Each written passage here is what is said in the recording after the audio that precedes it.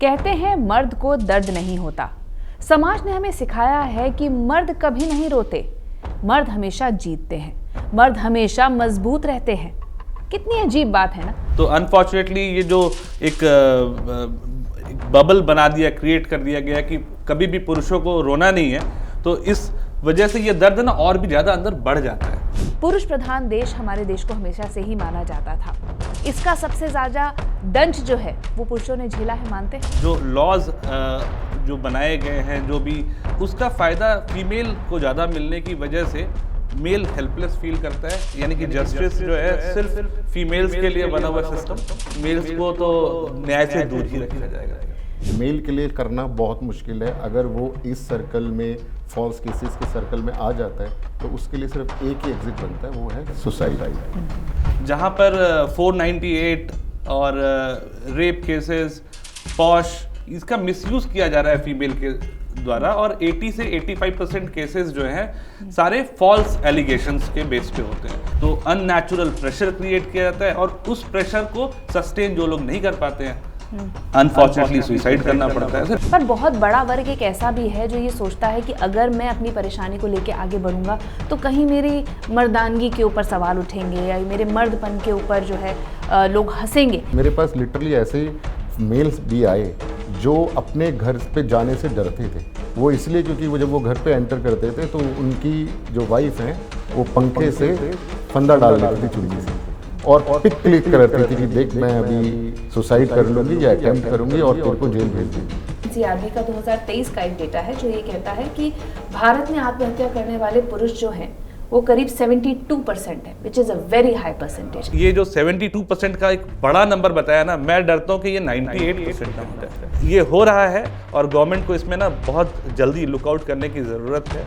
महिलाओं के लिए कानून है protection for women from domestic violence, right. इस तरीके के कानून महिलाओं के लिए हैं, मर्दों के लिए कोई कानून नहीं है। जब महिलाएं हर फील्ड में बहुत आगे बढ़ रही हैं, आप देखते हैं ड्यूअल इनकम अब बहुत ज़्यादा कॉमन हो गई है, बट समाज का हमारा रुख अभी भी यही है कि अगर महिला काम नहीं भी कर रही है तो कोई बात नहीं, लेकिन अगर घर का आदमी काम नहीं कर रहा है तो ये सामाजिक बहुत बड़ा मुद्दा बन जाता है। ये जो लॉ है मेंटेनेंस का, ये बहुत ही गड़बड़ है। जब डिवोर्स तक ये मैटर जाता है तो मेंटेनेंस का जो क्लॉज है वो हमेशा फीमेल फोकस्ड होता है। फीमेल को मेंटेनेंस मिलेगा ही मिलेगा।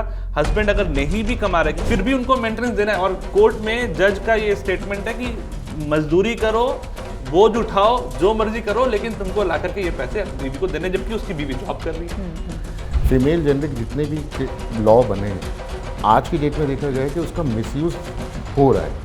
एक तरीका आ गया है कि इसको मिसयूज कैसे किया जा सकता है। कहते हैं मर्द को दर्द नहीं होता। समाज ने हमें सिखाया है कि मर्द कभी नहीं रोते, मर्द हमेशा जीतते हैं, मर्द हमेशा मजबूत रहते हैं। कितनी अजीब बात है ना।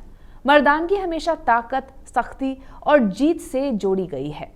लेकिन क्या वाकई ऐसा होता है?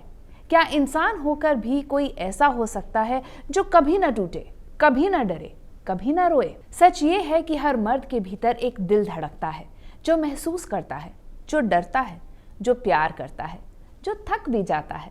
पर अफसोस उसे ये सब दिखाने की इजाजत नहीं दी गई है। परिवारों में लड़कों को बचपन से सिखाया जाता है कि मर्द बनो, आंसू मत बहाओ। स्कूल में दोस्त चिढ़ाते हैं कायर मत बनो। टीवी और फिल्मों में भी हीरो तब तक हीरो नहीं कहलाता जब तक वो किसी को पीट ना दे या फिर अपना दर्द ना छुपा ले। मनोवैज्ञानिक मानते हैं कि भावनाओं को दबाना किसी भी इंसान के लिए जहरीला होता है। पुरुष अक्सर गुस्सा, चिड़चिड़ापन, तनाव और डिप्रेशन को भीतर ही छुपा लेते हैं। यही दबा हुआ तनाव कई बार घरेलू हिंसा, मानसिक तनाव या आत्महत्या में बदल जाता है। बतरस में आज बात करेंगे आज के मर्दों की, मर्दानगी की नई परिभाषा की। नमस्कार, मैं हूं नंदिता कुदेशिया और आज मेरे साथ बात करने के लिए दो खास मेहमान मौजूद हैं। एडवोकेट हेमंत जी हमारे साथ मौजूद हैं, साथ ही राहुल कुमार जी हैं जो कि एक्टिविस्ट हैं। राहुल जी, सबसे पहले मैं आपसे जानना चाहूंगी, पुरुष प्रधान देश हमारे देश को हमेशा से ही माना जाता था। इसका सबसे ज्यादा दंश जो है वो पुरुषों ने झेला है, मानते हैं? बिल्कुल सही कह रहे हैं आप। जैसा आपने बोला कि मर्द को दर्द नहीं होता, एक धारणा है जो समाज में बनाई गई है, लेकिन सच्चाई बिल्कुल विपरीत है।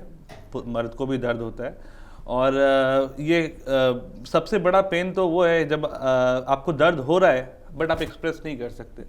तो अनफॉर्चुनेटली ये जो एक बबल बना दिया, क्रिएट कर दिया गया कि कभी भी पुरुषों को रोना नहीं है, तो इस वजह से ये दर्द ना और भी ज़्यादा अंदर बढ़ जाता है और शायद इसको बाहर नहीं ला पाते हैं। और जो लॉज जो बनाए गए हैं, जो भी स्पेशली मैट्रिमोनियल मैटर्स में, तो उसका फ़ायदा फीमेल को ज़्यादा मिलने की वजह से मेल हेल्पलेस फील करता है। और अब अगर देखें अतुल सुभाष, निशांत बरनवाल, इस तरह के कई सारे ऐसे मैटर हैं जिसमें ऐसा लगता है कि न्याय यानी कि जस्टिस जो है सिर्फ फीमेल्स के लिए बना हुआ सिस्टम, मेल्स को तो न्याय से दूर ही रखा जाएगा। तो हमारा पुराना इतिहास इस तरह का रहा है सर कि जहाँ पर जैसा मैंने कहा पुरुष प्रधान लोग रहे हैं, महिलाएं उतना घर से नहीं निकलती थी, वो अभी तक चला आ रहा है। लेकिन हमें समझना चाहिए कि अब ज़माना बदल रहा है। महिलाओं के हक की बहुत बात होती है, होनी भी चाहिए, लेकिन अगर हम समानता की बात करते हैं तो पुरुषों को भी अधिकार ज़रूरी है सर? ज़रूरी नहीं, बहुत ज़रूरी है आज के समय में। मेरा तो आए दिन कोर्ट्स में भी देखा जाता है कि मैं क्लाइंट्स के साथ भी रहता हूँ, केस भी हैंडल करता हूँ, तो मैंने देखा है कि पुरुषों को ज़्यादा ज़रूरत है। उनके पास एग्जिट की कोई जगह नहीं है। एक अपना करियर बिल्डअप करना है, फैमिली की सारी रिस्पॉन्सिबिलिटी लेनी है, उसके ऊपर अगर कोई केस कर देती हैं फीमेल, वो भी फॉल्स केस, ऐसी बात नहीं है, फीमेल्स को भी पूरा राइट है। अगर उनके ऊपर कोई भी क्रुएल्टी होती है, वायलेंस होता है, तो उनको भी अधिकार है कि वो अपने राइट्स के लिए जा सकती हैं। बट ये भी इसमें चेकआउट करना पड़ेगा कि वो एक तरफ टिल्ट ना हो। और एग्जिट मेल के लिए करना बहुत मुश्किल है। अगर वो इस सर्कल में, फॉल्स केसेस के सर्कल में आ जाता है, तो उसके लिए सिर्फ एक ही एग्जिट बनता है, वो है सुसाइड। और मैंने बहुत जगह देखा है कि कई स्टेप्स लेते हैं, कईयों की मेरे से बात हुई है जो ये कह रहे थे कि सर हम सुसाइड की तरफ देखते हैं, बट जब उनकी काउंसलिंग की गई और काउंसलिंग करने के बाद पाया गया कि नहीं, अभी आप उसको एक फाइट दो, और फाइट वो करे, बट उस फाइट पे भी उनको बहुत ज़्यादा मुश्किल हुई, क्योंकि कोई भी फोरम, कोई भी अथॉरिटी उनके लिए नहीं खड़ी। उनके लिए कोई अथॉरिटी नहीं खड़ी। फीमेल्स के लिए वेरियस अथॉरिटी है, होनी भी चाहिए, बट मेरा मानना है कि मेल्स के लिए भी कोई ऐसी अथॉरिटी हो जो उनका पक्ष ले। हेमंत जी, आपसे भी मैं जानना चाहूँगी, जो आप तक पहुँच गया उसने तो बहुत हिम्मत दिखा ली, पर बहुत बड़ा वर्ग एक ऐसा भी है जो ये सोचता है कि अगर मैं अपनी परेशानी को लेके आगे बढ़ूंगा तो कहीं मेरी मर्दानगी के ऊपर सवाल उठेंगे या मेरे मर्दपन के ऊपर जो है लोग हंसेंगे। ये एक ट्रॉमा, एक साइकी, एक माइंडसेट भी है पुरुषों में? बिल्कुल है, ऐसा होता है। वो सोचते हैं कि फर्स्ट ऑफ ऑल वो ये चाहते हैं कि ये जो बात मेरे घर पे आई है, अब देखिए फीमेल की भी हम अगर बात कर रहे हैं तो फीमेल मेरे घर की मदर भी है, मेरे घर की सिस्टर भी है। फीमेल की डेफिनेशन में तो वो भी आएंगे, ना सिर्फ डॉटर इन लॉ। सबसे पहले तो मेल के ऊपर यही प्रेशर होता है कि मेरे ऊपर सोशल इतना प्रेशर है कि ये सारा जो भी मेरे घर पे तनाव चल रहा है इसको मैं अपने घर पे ही ख़त्म करूं, क्योंकि अगर ये घर पे मैं ख़त्म नहीं करूंगा और बाहर बात आएगी, कहीं ना कहीं मेरी सोसाइटी के सामने मेरी जो इमेज है वो डिलीट होगी, डिप्लीट होगी। तो मर्द ये चाहते हैं कि मेरे, फर्स्ट ऑफ ऑल वो यही प्रेशर चाहते हैं, उनके ऊपर ये प्रेशर होता है कि मैं इसको अपनी फैमिली के अंदर ही ख़त्म करूं, क्योंकि अगर मैं 1% ये चीज़ आगे बढ़ी तो मेरी फैमिली की और मेरी रेपुटेशन हार्म होगी। इसीलिए कई बार वो अनड्यू प्रेशर में भी आ जाते हैं और कई बार ऐसे स्टेप्स उठाते हैं जो कि उनको उठाने नहीं चाहिए। जैसे सर ने बहुत अच्छा बोला कि सुसाइड्स हो रहे हैं, ये सारी चीज़, ये डाटा हमारे पास अभी तक नहीं है। फीमेल वाला डाटा तो हमारे पास बहुत निकल जाएगा, बट किसी भी अथॉरिटी ने आज तक ये डाटा नहीं निकाला कि जो मैट्रिमोनियल केसेस में या फीमेल जेनरिक केसेस में कितने मेल्स ने आज तक सुसाइड करी। इसका एक डेटा मेरे पास है, एनसीआरबी का 2023 का एक डेटा है जो ये कहता है कि भारत में आत्महत्या करने वाले पुरुष जो हैं वो करीब 72% है, which is a very high percentage. So आपने जैसे मैट्रिमोनियल केसेस की बात की, उससे थोड़ा सा और आगे बढ़ के इसको और थोड़ा सा विस्तृत करके बहुत सारे और कारण होते हैं। जैसे कि हम बात करते हैं, मैन ऑफ द हाउस कहा जाता है कि आपको इमोशनल भी देखना है, फाइनेंशियल भी देखना है, आपको घर के रिश्तों को भी बनाए रखना है। इस जिम्मेदारी को निभाते निभाते बहुत सारी ऐसी चीज़ें होती हैं जो इंसान को तोड़ती हैं। ऐसे लोग आते हैं आपके पास? बिल्कुल आते हैं। मतलब कि रिस्पॉन्सिबिलिटी मैन को जो दी गई है, मतलब कि he should be head of the family, और फिनेंशियल ही नहीं, उनको सब कुछ हर डायरेक्शन से अपनी फैमिली को सपोर्ट करना होता है, हैंडल करना होता है। बट मोस्टली जो विक्टिम्स आ रहे हैं वो मैट्रिमोनियल वाले मैटर को लेकर के ज़्यादा आते हैं, क्योंकि देखिए ज़िंदगी की गाड़ी जो है ना 2 पहियों पे चलती है। Husband wife when they go together journey is very beautiful. जब यहाँ पे पैरिटी नहीं बनती है ना तो फिर पहिया आगे और पीछे हो जाता है, और वहीं पे जो फैमिली है ना डिस्ट्रक्शन की तरफ जाती है। तो ज़्यादातर केसेस में जब मेल को फीमेल का सपोर्ट ना मिले या फीमेल को मेल का सपोर्ट ना मिले तो मैरिज सक्सेसफुल नहीं होती। और अनफॉर्चुनेटली जो लॉज बने हुए हैं उसका मिसयूज़ करके ना विमेन हमेशा आगे निकल जाती है और मैन हेल्पलेस फील करता है। तो ये हो रहा है और गवर्नमेंट को इसमें ना बहुत जल्दी लुकआउट करने की ज़रूरत है। ऐसे लॉज बनाने चाहिए जिससे कि ना जस्टिस इक्वली डिस्ट्रीब्यूट हो, सबको मिले। अदरवाइज ये जो 72% का एक बड़ा नंबर बताया ना, मैं डरता हूँ कि ये 98% ना हो जाए। नहीं, ये एक्चुअली अलार्मिंग है सर। हम लॉज की बात कर रहे हैं, कानून की बात कर रहे हैं। महिलाओं के लिए कानून है protection for women from domestic violence, right. इस तरीके के कानून महिलाओं के लिए हैं, मर्दों के लिए कोई कानून नहीं है। क्या मर्द भी घरेलू हिंसा का शिकार होते हैं? वो सिर्फ फिजिकल नहीं होगा, वो मेंटल भी हो सकता है, राइट, वो साइकोलॉजिकल भी हो सकता है। तो जब लोग आपके पास आते हैं तो क्या आप मानते हैं कि इस श्रेणी को भी देखना चाहिए अब सरकार को? बिल्कुल देखना चाहिए।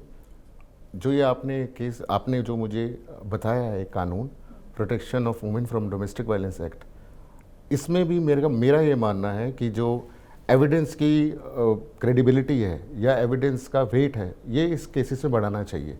Protection of women from domestic violence act, होता क्या है कि फीमेल को एक बात पता, मैंने कोर्ट में बहुत बार देखा है कि इस केस का सिर्फ उनको ये पता होता है कि इसमें मुझे मेंटेनेंस मिलेगी। इसमें भी एक मेंटेनेंस का एक प्रोविज़न है, और वो केस को तब तक मैंने मोस्टली केसेस में देखा है, ज़्यादा नहीं तो 50% तो 60% तो है ही, जिसमें कि वो इसको कैरी फॉरवर्ड करती हैं जब तक कि उनकी मेंटेनेंस डिसाइड कोर्ट से नहीं हो जाती।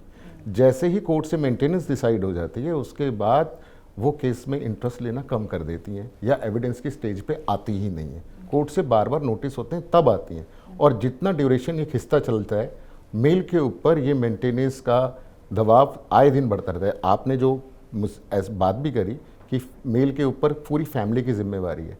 अब आप ये देखिए कि उसके चिल्ड्रन हैं, उन चिल्ड्रंस की उनको मेंटेन करना है, साथ में अपने अगर पेरेंट्स हैं उनको मेंटेन करना है, खुद को मेंटेन करना है, अपने कैरियर को भी आगे बढ़ाना है। साथ ही साथ अगर कोई मेंटेनेंस जैसा उसके ऊपर आ जाए कि हर महीने उसको भरना है, वो भी उन केसेस में जहाँ पे कि एविडेंस की स्टेज एविडेंस देखा ही नहीं गया, ये बहुत मामूली सा एविडेंस है, सिर्फ एक छोटी सी एक कंप्लेंट कहीं पे फाइल कर दी। और protection of women from domestic violence act में आपको प्रायर कोई सी कंप्लेंट की ज़रूरत नहीं है, आप सीधा मजिस्ट्रेट के पास ये फाइल कर सकते हैं विदाउट एनी प्रायर कंप्लेंट। सिर्फ आप स्टेटमेंट देकर ही ये केस फाइल करवा सकते हैं।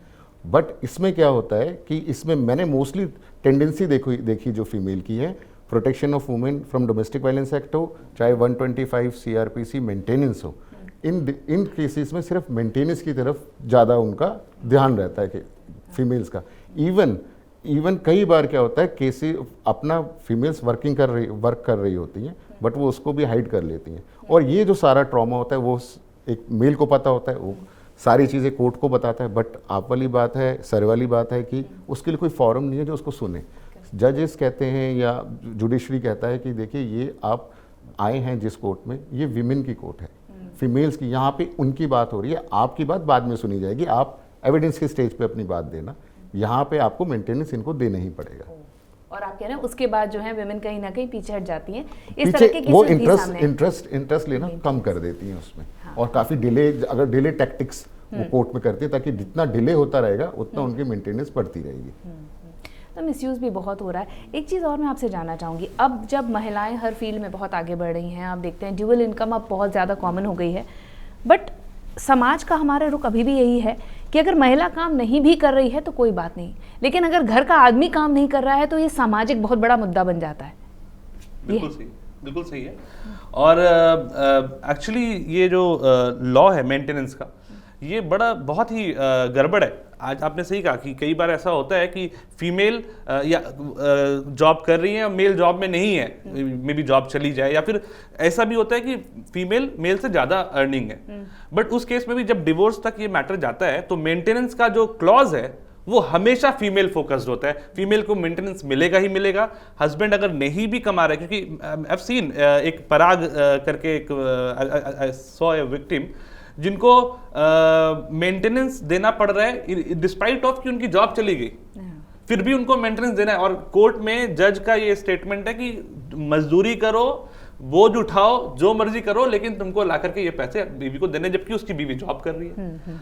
सिमिलरली एक रिसेंट केस आया था मेरे पास, अभी आपने मेंटल ट्रॉमा की जो बात की, एक डॉली जी आई थी मेरे पास।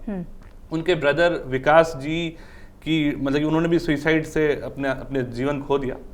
बट वहाँ पे उनको मेंटल ट्रॉमा इतना ज़्यादा मतलब प्रेशर क्रिएट किया गया, he was completely under lot of stress, और उन्होंने कई सारे कंप्लेंट्स भी पुलिस में किए थे, लेकिन उस चीज़ को बिल्कुल इग्नोर करती गई पुलिस हमेशा, और फाइनली ऐसी सिचुएशन में आया कि उनको अपना जीवन खोना पड़ा।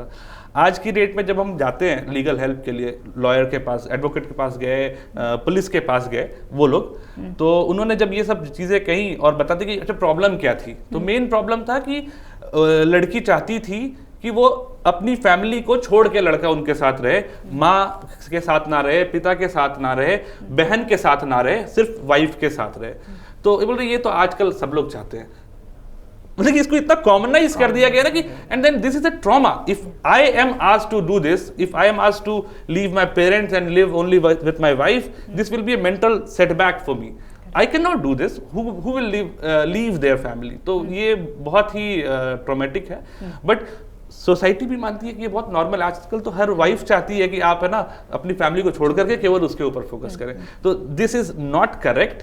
अगर कोई ऐसा बोलता है ये नॉर्मल है, so please do not accept it as new normal. I think इसमें चेंजेस की ज़रूरत है, और लॉज होने चाहिए ऐसे कि भाई अगर मेल चाहता है अपनी फैमिली के साथ रहना तो उसको पूरा अधिकार होना चाहिए, और इसके बेसिस पे भी आई थिंक सर बेटर बता सकते हैं, आई थिंक इसके बेसिस पे भी डिवोर्स का केस फाइल करने का प्रोविजन है शायद, तो बट केसेस एंटरटेन किए नहीं जाते। एक बात जैसे आपने बोली कि महिला अगर काम भी कर रही है तो भी उसको मेंटेनेंस मिलेगा। शायद अभी एक साउथ की किसी कोर्ट ने ये जजमेंट दिया है कि if the woman is working उसको एलिमनी का लेने का अधिकार नहीं, ऐसा कुछ है सर? हाँ मैम, ऐसा भी है कि कोर्ट देखती हैं कि फीमेल जो है फीमेल कोर्ट्स में आती है। वैसे तो कोर्ट की डायरेक्शन है कि वर्किंग वुमेन्स को मेंटेनेंस नहीं मिलेगा, बट फीमेल्स कई बार कुछ डाटा छुपाते हैं।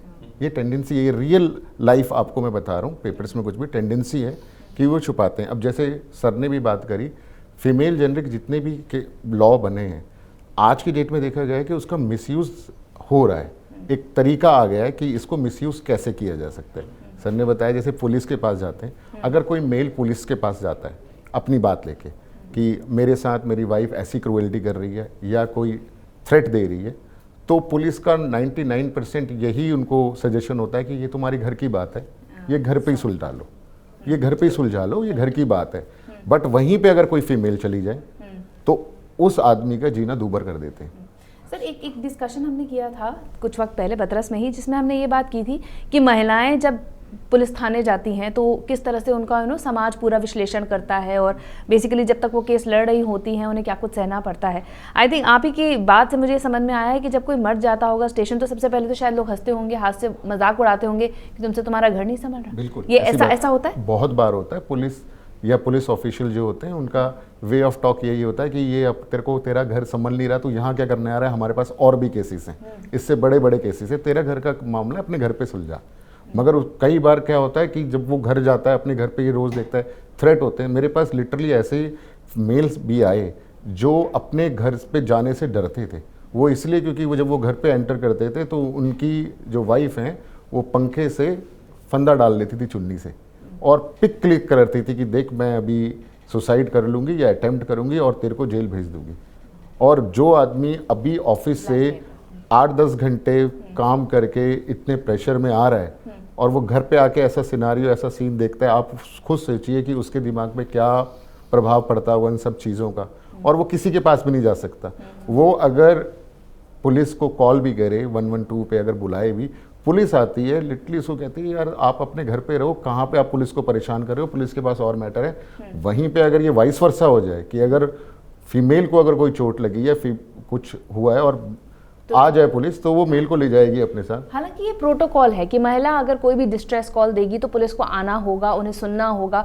हमारा यहाँ पे आज डिस्कशन ये है कि यही सुविधा मर्दों को क्यों नहीं दी जा रही है, वही प्लेटफॉर्म पुरुषों को क्यों नहीं दिया जा रहा है, ये यहाँ पर हम क्लैरिफाई कर दें। हम सारी चीज़ जुडिशरी से कह रहे। जुडिशरी में सुप्रीम कोर्ट ऑफ इंडिया ने कई बार ये अपनी जजमेंट्स में बताया कि फॉल्स केसेस, चाहे वो 498 हो, चाहे वो फॉल्स रेप केसेस हो, इनकी जो इनकी नंबर्स हैं वो काफ़ी इंक्रीज़ हो गए और डायरेक्शंस भी दी गई हैं कई जजमेंट्स में लेजिस्लेटिव को कि ये इस जो लॉज हैं इसमें कुछ अमेंडमेंट किए जाएं। जुडिशरी अपना काम कर रही है, वो अलग उनका प्रोसेस है, बट लेजिस्लेटिव की भी एक रिस्पॉन्सिबिलिटी है कि लेजिस्लेटिव को इन जितने भी लॉज हैं उसमें कुछ अमेंडमेंट करना चाहिए। जैसे एक मेरा भी एक सजेशन है कि 498 को ले लें हम, 498 डाउरी, हम उनको डाउरी के नाम से ही ये पॉपुलर है। तो 498 को कंपाउंडेबल ऑफेंस की कैटेगरी में रखा हुआ है। कंपाउंडेबल ऑफेंस का मतलब हुआ कि इसमें हम कभी भी मीडिएट कर सकते हैं। तो ये बड़ा कॉमन है क्योंकि मेरे पास मेल फीमेल दोनों क्लाइंट्स आते हैं। तो फीमेल की टेंडेंसी होती है, उनको पता होता है कि इसमें तो मैं कभी भी कंपाउंड कर सकती हूँ कुछ भी एलिगेशन डाल के। ये ऑप्शन उनके पास रहता ऑप्शन है, रहता है, फायदा उठाते हैं। तो उसमें क्या करते हैं कि वो अपनी कंप्लेंट की जो वर्सिटी है वो उसको बहुत हाई लेवल पे ऐसे ऐसे एलिगेशंस लगाती हैं कि अगर वो लड़का पढ़ भी ले तो उसको पढ़ते पढ़ते ही अपने से ही घृणा होने लग जाती है कि ये मैंने अगर ऐसा मैं अपने बारे में भी खुद नहीं सोच सकता कि मैं इतना गंदा व्यक्ति हूँ। ऐसे भी केसेस हैं क्योंकि उसमें एविडेंस की ज़रूरत अभी उनको है नहीं फीमेल्स को। तो वो 498 में FIR रजिस्टर अगर हो गई तो फीमेल्स को पता है कि जब मेरे को सुविधा होगी, जब मेरे हिसाब से स्टेज आएगी तो मैं इसको कंपाउंड कर सकती हूँ। मेरा एक सजेशन है कि एक 498 को नॉन कंपाउंडेबल कर दिया जाए कि ये कंपाउंड हो ही नहीं सकता। आपको एक केस विद अपने एविडेंस से प्रूव करना पड़ेगा। और एक साथ में ये भी एक चीज़ अमेंड करनी चाहिए लेजिस्लेटर को कि अगर आप ये पाए गए कि आपने एक फॉल्स केस किया था किसी अपने, चाहे वो हस्बैंड है चाहे वो आपका कोई मेल है, अगर आपने फॉल्स रेप केस किया है तो आपको भी इम्प्रिजमेंट होगी। ये एक बहुत बड़ा बदलाव करना चाहिए। एक पेनल्टी, कुछ ना कुछ जवाबदेही ज़रूर होनी चाहिए, है ना। ठीक है, अब ये भी मैं आपसे जानना चाहूँगी कि लाइक आई सेड कि अब ज़माना बदल रहा है, महिलाएं भी काम कर रही हैं। डू यू थिंक ये हेल्प कर रहा है, क्योंकि महिलाएं भी अब उसी स्ट्रेस से गुजर रही हैं कि उनको भी कमाना है, फाइनेंसेस भी देखने हैं, तो कहीं ना कहीं एक एम्पैथी आ रही है जिसकी वजह से बेटर हो रहा है अब समाज की। वो समझ रही हैं कि भाई हम परेशान हैं तो वो भी परेशान होगा। आपको लग रहा है वो चेंज दिख रहा है आपको ऐसा कुछ? चेंज पॉजिटिव तो नहीं, हाँ नेगेटिव डायरेक्शन में मुझे जरूर दिख रहा है। रीज़न बीइंग है ना, अभी क्या है कि विमेन को लगता है कि आई एम ऑल्सो वर्किंग, तो एक्सपेक्टेशन बियॉन्ड जाता है। क्योंकि देखिए अभी भी एक जो सिनेरियो है कि शादी के बाद फीमेल को अपना घर छोड़ करके मेल के घर आना है, तो ये एक ट्रेंड है जो इंडियन सोसाइटी में चल ही रहा है। लेकिन इससे एक डिफरेंस ये आता है ना कि जब मेल मेंबर, जब जो हस्बैंड है, हस्बैंड के पेरेंट्स भी उसके साथ रह रहे होते हैं, और जब वाइफ एडजस्ट नहीं कर पाती है पेरेंट्स के साथ तो वो रहना ही नहीं चाहती, बोलती है अलग रहो या तो फिर मैं तुम्हारे साथ रह नहीं रही, क्योंकि आई एम अर्निंग, है ना। और वो अर्निंग हमेशा ना, जब भी रिश्ते देखे जाते हैं तो अगर वाइफ की सैलरी 1 लाख रुपए है तो हस्बैंड की सैलरी डेफिनेटली 3 लाख 4 लाख होनी चाहिए, तभी वो शादी होगी। ये शुरू से ही प्लान करके किया जाता है, अरेंज सेटअप में, है ना। तो उस केस में ये भले ही डिवोर्स हो भी जाए तो भी मेंटेनेंस हमेशा डिमांड किया जाएगा, है ना, और एलिमनी हमेशा डिमांड किया जाएगा। और ये एक मेंटल हैरेसमेंट है जो ईयर ऑन ईयर, मतलब कि फॉर मेनी इयर्स हस्बैंड्स को झेलना ही पड़ता है before they come to settlement and final negotiation. तो आपका ये कहना है कि अब अंडरस्टैंडिंग जो है वो और ज्यादा बहुत बढ़ गया है क्योंकि विमेन इंडिपेंडेंट हो गई हैं, तो कहीं ना कहीं अंडरस्टैंडिंग, जैसे हम बार बार कह रहे हैं, समानता की बात कर रहे हैं कि अगर हम एक्सपेक्ट करते हैं कि आपके घर का पुरुष समझे आपको, तो कहीं ना कहीं आपको भी उसकी स्थिति समझनी होगी। यही डिस्कशन यहाँ पर चल रहा है। सर, जैसे WHO जो है उस कहता है कि पुरुष जो हैं उनकी जो अपनी भावनाएं हैं उनको व्यक्त नहीं कर पाते हैं, उनमें आत्महत्या करने की टेंडेंसी 3 गुना ज़्यादा बढ़ी हुई है, पुरुषों को हार्ट अटैक भी सबसे ज़्यादा आते हैं। डू यू थिंक कि लॉ केसेस नियम अपनी जगह हैं, बट काउंसलिंग भी स्पेशली मेन की बहुत इंपॉर्टेंट होनी चाहिए? ये आप मानते हैं? बहुत ज़रूरी है काउंसलिंग तो, क्योंकि इनको डे टू डे लाइफ में बहुत सारे स्ट्रगल्स करने पड़ते हैं। करियर है, साथ में फैमिली है, साथ में अपनी रेपुटेशन भी है, सारी चीज़ें लेके चलनी चाहिए। मैं भी कभी बार अपने मेरे जो क्लाइंट मेल आए थे काउंसलिंग में, कभी हम लाइटर मोड में भी कभी डिस्कस करते हैं तो हम कहते हैं कि यार ऐसा होना चाहिए कि जैसे सर ने बोला, आपने भी बोला, इक्वेलिटी की बात, कि अब वो ट्रेंड चेंज करके अब लड़के की विदाई करते हैं। Why not? लड़के की विदाई करते हैं और लड़का जाए अपने जो इसको ससुराल कहते हैं, तो वो लड़के का ससुराल हो जाए और वहीं रहे, वाइफ के साथ रहे। उनके पेरेंट्स को बोलो कि आप अब मेरे नए मदर फादर हैं, मैं आप ही के साथ रहूंगा। तब जाके थोड़ा सा पर्सपेक्टिव शायद फीमेल्स का चेंज होगा, क्योंकि जब लड़का जाएगा एज अ बहू तो पता चलेगा कि क्या क्या समस्याएं, वो भी 11 बजे उठेगा, वो भी घर पे कुछ दोनों काम को नहीं रियलिटी करेगा। चेक मिलेगा। हाँ, तो ये पर्सपेक्टिव में कई बार लाइटर मोड में बोलता हूँ कि आप ऐसा करिए लाइट मोड में कि आप जाइए, अब आप ये ट्रेंड चेंज कर दीजिए। सेकंड मोस्ट चीज़ क्या है मैम, कि ये भी है अगर कोई पैरामीटर चेक करे मेल्स का जो अभी on the verge of marriage हैं, तो आप देखेंगे कि ये इंस्टीट्यूशन आने वाले कुछ सालों में मेरे को तो लगता है कि ख़त्म सा हो जाएगा। बहुत लोग इस तरफ बढ़ भी रहे हैं। बिल्कुल, क्योंकि जो अभी यंगस्टर हैं वो भी देख रहे हैं आए दिन क्या हो जा रहा है। कोई सुसाइड कर रहा है, उनके पड़ोस में कर रहा है। जिस सोसाइटी में इवन मैं रहता हूँ वहाँ पे हर तीसरे घर के अंदर मैट्रिमोनियल इश्यूज हैं, कुछ ना कुछ मैट्रिमोनियल चल रहा है। तो आए दिन ये जो आपने बोला काउंसलिंग की ज़रूरत है, बिल्कुल काउंसलिंग की ज़रूरत है उनको। और जो मेरा सजेशन है कि एक बार अब पाला बदल देना चाहिए। अब मेल्स को जाना चाहिए। बहुत ही अच्छी बात है। मुझे लगता है सारी महिलाएं एग्री करेंगी, मर्दों को शायद वहाँ आने में टाइम लगेगा। बट सर, जैसे कि डॉक्टर्स कहते हैं ना कि साल में एक बार चेकअप बहुत ज़रूरी है, आपका पूरा हेल्थ चेकअप होना चाहिए। आप बताइए, साइकोलॉजिस्ट भी अब मैंडेटरी कर देना चाहिए कि हर क्वार्टर में, चाहे वो मर्द हो चाहे वो औरत हो, आप साइकोलॉजिस्ट के पास जाइए। क्योंकि महिलाओं को ऐसा देखा गया है शुरुआत से ही, अगर आप हिस्ट्री से देखें तो वो संग साथ में रहती हैं, वो शेयर ज़्यादा करती हैं अपनी बहनों से, दोस्तों से। मर्द उतना शेयर भी नहीं करते। तो आई थिंक वो साइकोलॉजिस्ट के पास जाना भी अब ओके करना चाहिए।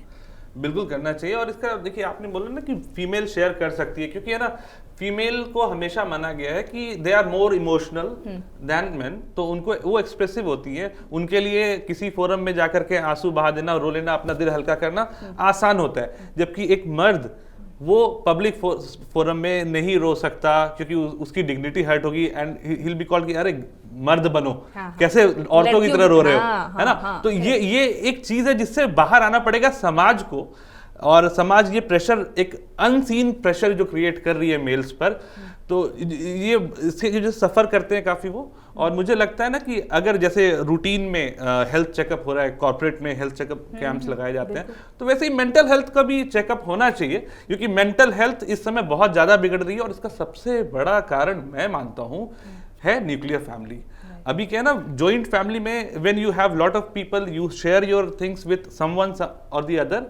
लेकिन न्यूक्लियर फैमिली में ना, then you stuck with husband wife and your kids.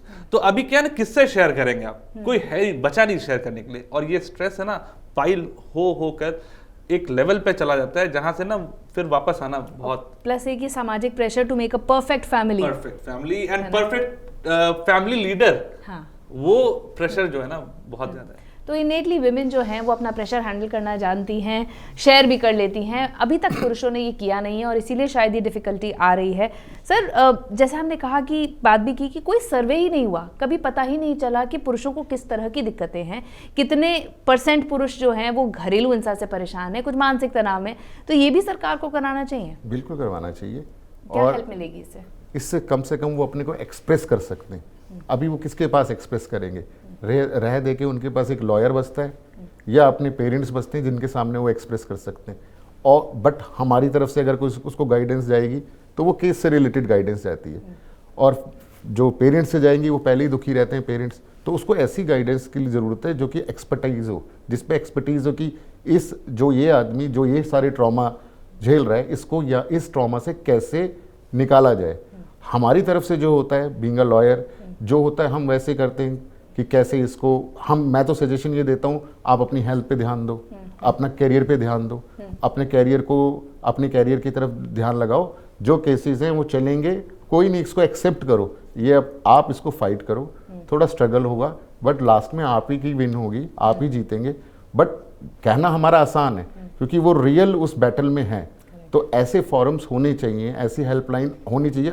First helpline है जैसे आपने मुझे बताया, बट इसकी एडवर्टीजमेंट कहीं नहीं है, बहुत मिनिमम एडवर्टाइज। आप बस के पीछे देखेंगे वुमेन हेल्पलाइन का नंबर है, वहाँ पे एक मेल हेल्पलाइन का भी नंबर डालना चाहिए साथ में, अगर इक्वालिटी है तो। बस स्टॉप में बताएं मेल के लिए हेल्पलाइन, कि मेल को अगर कोई साइकोलॉजिकल ट्रॉमा है या कोई वो गाइडेंस चाहते हैं तो मेल हेल्पलाइन का भी एक नंबर इशू जैसे हो रखा है फीमेल्स का, ऐसे ही उसका भी एडवर्टीजमेंट करो, हर जगह लगाएं। और जो हम हमेशा एक मेल ईगो की बात करते हैं ना, कि आप अपने आप को कभी कमतर नहीं दिखाना चाहते, शायद इन सर्वे से लोगों को पता चलेगा कि नहीं, एक ऐसा समूह है, ऐसे बहुत सारे हम जैसे लोग हैं जो प्रताड़ित हैं, और इसके बारे में बात करना बुरा नहीं होगा। I think that will help. Definitely that will certainly help. क्योंकि आप एक्टिविस्ट हैं, लोग आपके पास आते होंगे, तो आपको लगता है इस तरीके से इसको प्रमोट करना चाहिए। बिल्कुल करना चाहिए। और मैंने देखा है, मतलब कि अभी मैं रिसेंटली बता रहा हूँ, जैसे डॉली जी का मैंने एग्जांपल दिया था अभी आपको, तो उनके फादर जब कभी भी पुलिस के सामने जाते हैं, ही गेट्स वेरी एग्रेसिव। और जब उनकी फैमिली से मैंने बात की तो उनका कहना है ना कि he is getting aggressive because उनका जो पेन है कि अभी उन्होंने अपना सन खोया है, इसको है ना पब्लिक फोरम में आके वो रो नहीं पाते, वो इनफैक्ट फैमिली में घर पे भी नहीं रो पाते, रोते हैं तो कोने में छिप कर रोते हैं। तो वो जो दर्द है ना, गुस्से में निकल, वो गुस्से के रूप में बाहर आ रहा है। तो ये एक पेन है जिसको समझना पड़ेगा, सोसाइटी को समझना पड़ेगा। और बिल्कुल, और जैसे आपने बताया ना, पेन गुस्से की तरह बाहर आ रहा है, इसको हम किसी तरह से जस्टिफाई नहीं करते, लेकिन घरेलू हिंसा का भी कहीं ना कहीं एक रीज़न ये हो सकता है। It's not justified at all, बिल्कुल भी किसी स्थिति में नहीं, लेकिन कहीं ना कहीं अगर आप उसके रूट कॉज में जाएं तो ये भी एक रीज़न हो सकता है। बिल्कुल, बहुत बार निकलता है ऐसा राइट, कि ये घर पे जो होता है, या फिर बहुत सारे केसेस में मैंने देखा है, जैसे आपने कई बार देखा होगा कि केसेस हम देखते हैं, मैं उसको जस्टिफाई नहीं कर रहा, कि कोई बॉयफ्रेंड है, वो अपनी गर्लफ्रेंड को या तो मारता है, पीटता है, या इवन कई बार वो गलत है कि मर्डर तक करता है, बट उसके पीछे कहीं ना कहीं अगर आप रूट कॉज पे जाएंगे तो वही बिल्कुल है ना, बिल्कुल, हाँ, बट जस्टिफाइड नहीं है, लेकिन ये भी एक रीज़न हो सकता है। तो एक आउटलेट कहीं ना कहीं मिलना चाहिए। सर, ये वाली जो एक हम कहते हैं बदलाव जो है अभी एग्जिस्टिंग समाज में तो आना ही चाहिए, हम जितना भी लोगों को इस समय अवेयर कर सकते करें, लेकिन कितना इंपॉर्टेंट है कि हम घर में अभी से अपने बेटों को ये सिखाना शुरू करें, it is okay to cry, it is okay to be emotional, it is okay to be a good human being. So ये घर से निकलेगा सर? बिल्कुल घर से ही निकलेगा। पेरेंट्स का स्कूल में, जैसे स्कूल में भी गाइडेंस हो ऐसी, कॉलेजेस में गाइडेंस हो ऐसी, हेल्पलाइन हो, और सोसाइटी में सबसे बड़ा जो इंस्टीट्यूशन है, पहला इंस्टीट्यूशन फैमिली, उस फैमिली से ये बात हो कि नहीं बेटा, रोना भी है, स्ट्रगल भी आएगा, और आपके कंधे में सब कुछ नहीं है, आपने जो बीड़ा उठा रखा है इज्जत का, रिस्पॉन्सिबिलिटीज़ का, ये आप में ही नहीं है, ये आपकी आने वाले पार्टनर के ऊपर भी है। आप और वो इक्वालिटी रियल में यही होगी कि आपको भी अधिकार है कि आप भी रो सकते हैं, आप भी अपने दर्द बता सकते हैं। और ये इम्पॉर्टेंट टाइम इसलिए भी है राहुल जी, क्योंकि हम एक बहुत बदलाव से गुजर रहे हैं। हम अभी उस जनरेशन के, आप समझिए, पुत्र या पुत्रियां हैं जो कि बहुत रिजिड रहे हैं, जो कि पुरुष प्रधान रहा है। हम उस चेंजिंग जोन में हैं जब आगे जाके हम कह रहे हैं नहीं, सब बराबर हैं, हम परिकल्पना कर रहे हैं ऐसे देश की। तो इसीलिए पेरेंट्स की जिम्मेदारी बहुत ज़्यादा है कि बच्चे ये ना कहें कि दादू भी तो ऐसा करते हैं, दादी भी तो ऐसा करती हैं। तो बहुत ज़्यादा रिस्पॉन्सिबिलिटी पेरेंट्स की है। बिल्कुल है। और कहते हैं ना, चैरिटी बिगिंस एट होम, तो एग्जाम्पल्स तो हमें ही सेट करने पड़ेंगे अपने बच्चों के लिए। तो दिस हैज़ टू चेंज। और मुझे लगता है ये मतलब कि एंसेस्ट्रल एक जो धारणा है जो कैरी करके आ रहे हैं, इसको चेंज करने के लिए आज से शुरू करेंगे तो हो सकता है आने वाली जनरेशन्स इसको एक्सेप्ट करें और पॉजिटिव चेंज आए।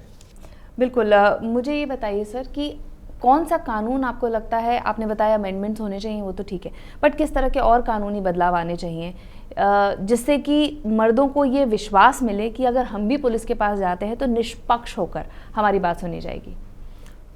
कई बार मैंने देखा है कि कोर्ट में मैट्रिमोनियल केसेस में मेल के पास बहुत सारे एविडेंस ऐसे भी होते हैं जिन एविडेंसेस के बिना पे वो बिल्कुल जो बिगनिंग होती है केस की, जो स्टेज होती है, जो जहाँ पे कि अभी आपका जवाब WS आना बाकी, रिटन स्टेटमेंट आना आपके बाकी है, या आपका कोई भी रिप्लाई आना हुआ है, उस रिप्लाई से पहले वो ये कहते हैं कि मुझे इस रिप्लाई देने की भी ज़रूरत नहीं है, क्योंकि जो ये कंप्लेंट है इसके पास, मेरे पास अभी एविडेंस ऐसे हैं जो कि ये बता देंगे कि ये फॉल्स है सारी कंप्लेंट, चाहे वो पुलिस को भी देना चाहते हैं, पुलिस तो ले ही लेती है, पुलिस कहती है मैट्रिमोनियल इश्यूज हैं, जो भी है कोर्ट में दिखाना।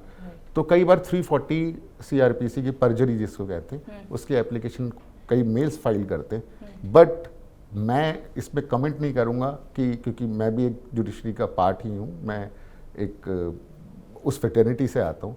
मगर देखा गया है कि जब वो एप्लीकेशन फाइल की जाती है तो उसको कहा जाता है कि ये एंड में डिसाइड होगी।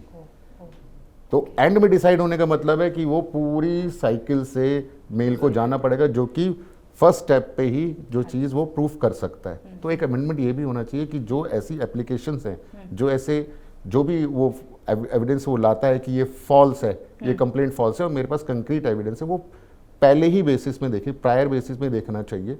और एक रिफाइन सिस्टम होना चाहिए किसी भी कंप्लेंट का, कि उसको कोई फॉरम रिफाइन करे कि ये जो आप कंप्लेंट कर रहे हैं, ये कंप्लेंट के रिगार्ड में आपके पास कंक्रीट एविडेंस है कि नहीं। तब रिफाइन होकर वो कंप्लेंट आगे मजिस्ट्रेट के पास जाना चाहिए। बीच में एक ऐसी फॉरम होनी चाहिए कि जो कि रिफाइन करे इस कंप्लेंट को, ना कि डायरेक्ट मजिस्ट्रेट के पास और फिर समनिंग और फिर कोर्ट के चक्कर। एक बीच में एक अथॉरिटी ऐसी होनी चाहिए जो रिफाइन करे। और एक जवाबदेही होनी चाहिए कि अगर ये मामला जो है वो झूठ निकलता है तो कहीं ना कहीं जवाबदेही और पेनल्टी भी होनी चाहिए, ऐसा आपका कहना है। सर, आपको एक मैसेज देना चाहेंगे उस यूथ को जो समझता है कि मर्दानगी सिर्फ यही है कि स्ट्रॉन्ग रहना है? बिल्कुल, मैं कहना चाहूँगा यूथ से कि it is okay to cry. अगर कोई भी प्रॉब्लम है, you should always have someone in your like touch, जिससे है ना आप अपने दिल की सारी बात शेयर कर सकें। और अपनी बातें बताइए, जितनी आप बात बताएंगे उससे दिल उतना ही हल्का होगा। If you hold it then it will get heavier और एक्चुअली सर्वाइव करना बहुत मुश्किल होगा। तो always get to someone, reach out to someone, जिससे आप अपने दिल की बात शेयर कर सकें। And it is okay to cry, nothing wrong. So it is okay to cry. सबसे अच्छी बात तो यही है कि आपको शेयर करना बहुत ज़रूरी है, चाहे अपने घर में अपने माता पिता से करें, अपनी पत्नी से करें, अपने दोस्तों से करें, ये बहुत ज़्यादा ज़रूरी है। तो अब वक्त आ गया है ये मानने का कि मर्द भी महसूस करते हैं, मर्द भी रोते हैं, मर्द भी थकते हैं, और यही उन्हें कमज़ोर नहीं ज़्यादा इंसान बनाता है। अगर समाज बदलना है तो परिभाषाएं बदलनी होंगी। मर्दानगी वही है जो करुणा से भरी है, जो बराबरी में विश्वास रखती है और जो डर या ताकत नहीं, प्यार और संवेदनशीलता से अपनी पहचान बनाती है। बहुत बहुत शुक्रिया आज का बतरस देखने के लिए। आपका भी बहुत बहुत शुक्रिया आज आने के लिए। धन्यवाद।